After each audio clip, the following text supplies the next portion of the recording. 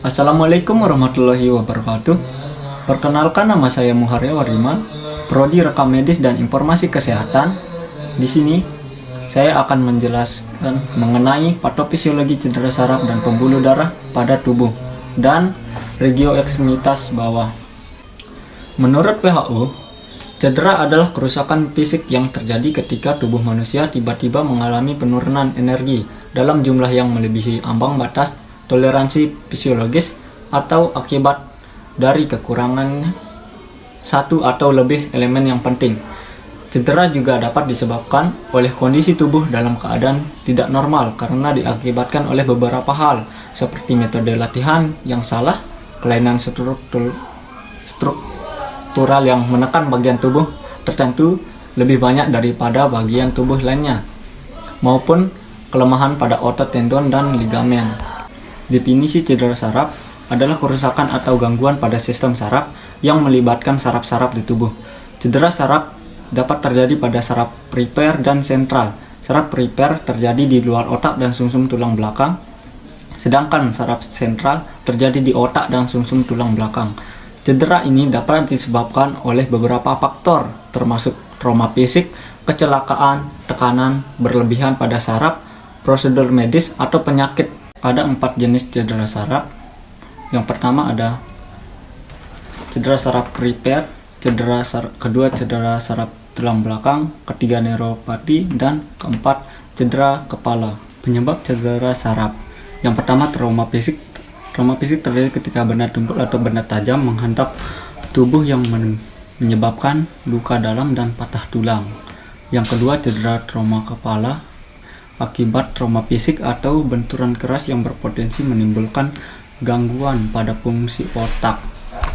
Yang ketiga cedera traumatik tulang belakang, biasanya disebabkan oleh kecelakaan saat berkendara, berolahraga, atau kekerasan fisik. Yang keempat, regangan atau cedera berulang, yang biasa disebut RSI, yang berdampak pada otot, ligamen, dan tendon, biasanya terjadi pada orang tua. Ada beberapa penanganan cedera saraf yang dapat dilakukan. Yang pertama, evaluasi medis awal. Jadi evaluasi medis awal digunakan dalam situasi gawat darurat seperti kecelakaan atau bencana alam. Yang dinilai dalam evaluasi medis awal meliputi identifikasi kondisi darurat, pemantauan tanda-tanda vital seperti denyut jantung, tekanan darah, frekuensi pernapasan, dan suhu tubuh. Yang kedua, stabilisasi pasien. Proses menjaga kondisi dan posisi pasien agar tetap stabil selama pertolongan pertama. Tujuannya adalah untuk mempertahankan kehidupan pasien atau minimal mempertahankan keadaan pasien tidak menjadi lebih buruk dari sebelumnya. Yang ketiga, pengurangan tekanan dan pembengkakan. Yang keempat, terapi fisik. Yang kelima, obat penghilang rasa sakit. Yang keenam, pemulihan fungsi. Di cara berjalan terapi tergantung keparahan. Yang ketujuh, intervensi bedah. 8, obat-obatan. Yang kesembilan, perawatan psikologis. Dan yang terakhir, perawatan jangka panjang. Pembuluh darah. Jadi, cedera pembuluh darah adalah kerusakan atau gangguan pada pembuluh darah, termasuk arteri, vena, dan kapiler, yang bisa terjadi akibat berbagai penyebab. Faktor-faktor penyebab cedera pembuluh darah. Yang pertama, hipertensi. Yang kedua, aterosklerosis. Yang ketiga, merokok. Yang keempat, diabetes. Yang kelima, obesitas. Yang keenam, kolesterol tinggi. Selanjutnya, macam-macam cedera pembuluh darah. Yang pertama, memar. Yang kedua, hematoma. Yang ketiga, aneurisma. Yang keempat, luka tembak atau tusukan. Yang kelima, trombosis. Yang keenam, embolisme. Yang ketujuh, peradangan pembuluh darah atau vaskulitis. Selanjutnya, luka bakar, kerusakan akibat diabetes, dan leukemia. Fisiologi cedera pembuluh darah.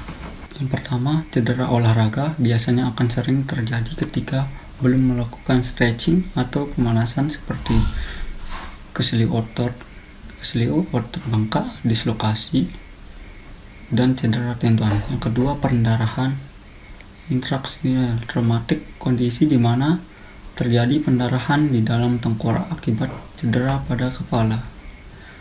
Spinal cord injury, kondisi yang terjadi kerusakan yang merupakan kumpulan saraf yang membawa pesan antara otak dan bagian tubuh lainnya untuk gerakan dan sensasi.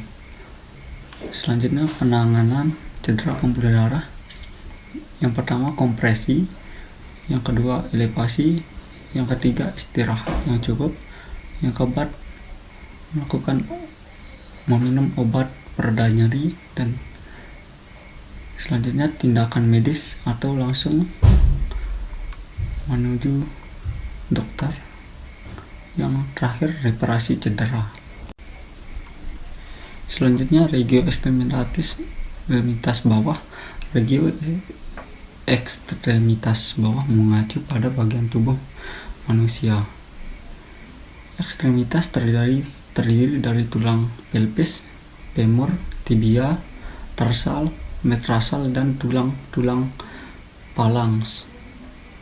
Yang pertama ada pelvis. Pelvis terdiri atas sepasang tulang panggul atau hip bone yang merupakan tulang pipih.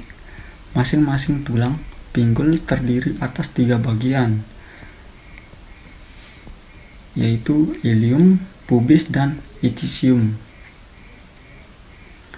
Ilium terletak di bagian superior dan membentuk artikulasi dengan vertebra sacrum. Ischium terletak di bagian inferior, posterior, dan pubis terletak di bagian inferior, anterior, medial. Yang kedua, femur. Femur merupakan tulang betis yang di bagian proksimal berartikulasi dengan pelvis dan di bagian distal berartikulasi dengan tibia melalui condyles. Di daerah proksimal terdapat proses yang disebut trochanter major dan trochanter minor, dihubungkan oleh garis introchanteric.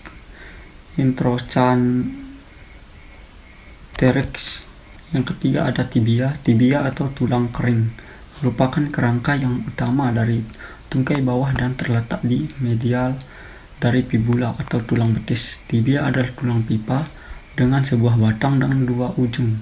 Fungsi tibia melindungi organ vital, tempat melekatnya otot, membantu gerakan, dan membantu sirkulasi darah.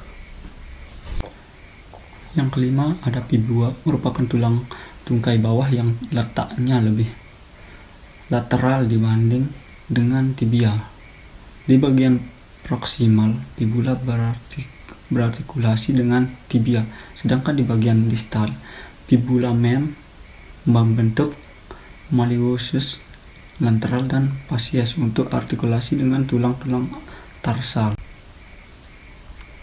Yang keenam ada tulang tarsal, merupakan 7 tulang yang membentuk artikulasi dengan fibula dan tibia di proksimal dan dengan metatarsal di distal. Terdapat 7 tulang tarsal, yaitu calcaneus, talus tubioid,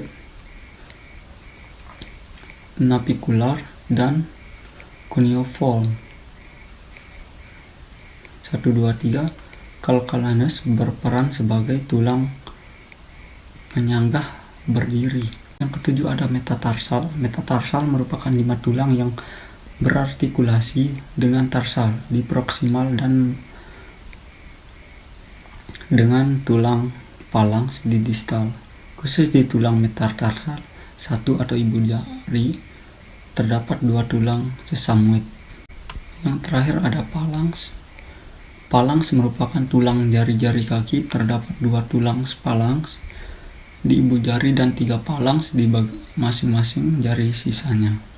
Karena tidak ada sendi pelana di ibu jari kaki menyebabkan jari tersebut tidak sefleksibel ibu jari tangan.